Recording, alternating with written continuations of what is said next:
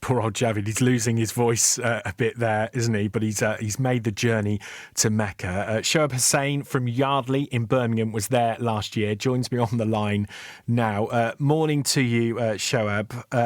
Poor Javid there, he lost his voice. I mean, it is a tough journey, this, isn't it?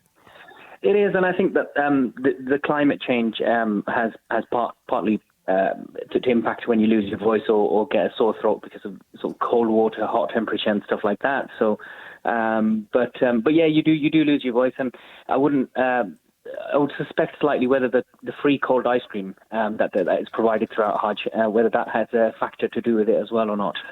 Yeah, it might it? I mean, tell us about the pilgrimage, what your experience was like when you went last year.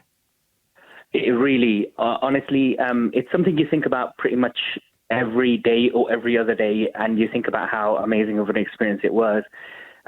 Whenever I've spoken to anybody who's been years and years ago, they also remember it in that same light. And sort of over the last year, it's definitely been a large part of my life. I see why they call it a journey of a lifetime. It really is a life-changing experience.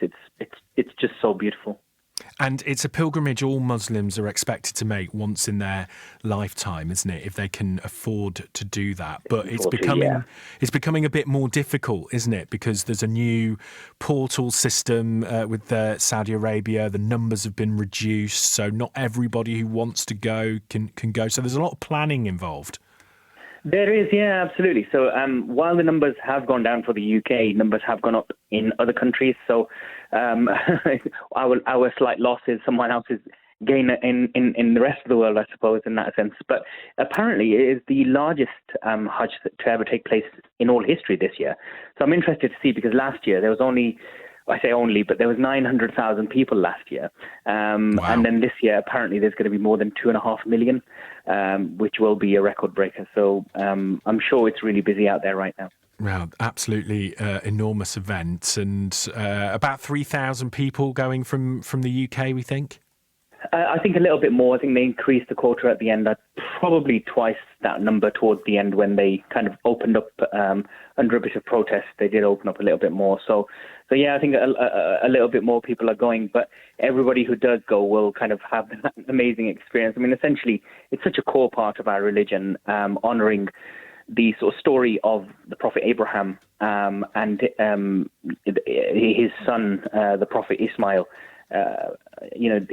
Peace be upon them. It's such it's a story of so much sacrifice and how we ought to live our life outside of living it for ourselves, live it for God, live it for others.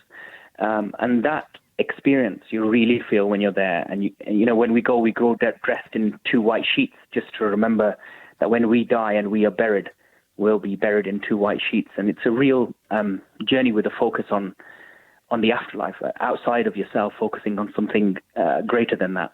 It sounds like a really spiritual experience. It really is. It really is. And, that's why every time you speak to somebody, they'll always talk about how it was very different, because your focus just goes away from this world and this life, and you start thinking about well, what happens after?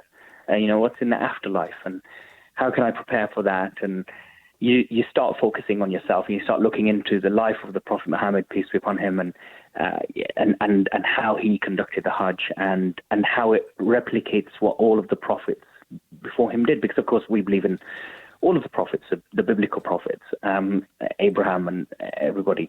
So it's such a deep connection to that sort of journey that these people of God took. Yeah, and it's Eid tomorrow, of course, and we've got celebrations happening in Birmingham. How will you be celebrating, Shoaib? Yeah, absolutely, with family. So today's going to be a bit hectic, a lot of last-minute shopping. But yeah, the weather's looking good, so I hope we get to pray in the park and really sort of get that community feel. Well, I hope you have a great day. Thank you so much. OK. Shoaib Hussain from Yardley in Birmingham made the pilgrimage to Mecca last year and will be celebrating Eid here in Birmingham tomorrow. So we hope all goes well. And we'll be covering those celebrations here on BBC Radio WM tomorrow as well. News headlines coming up very shortly after 8.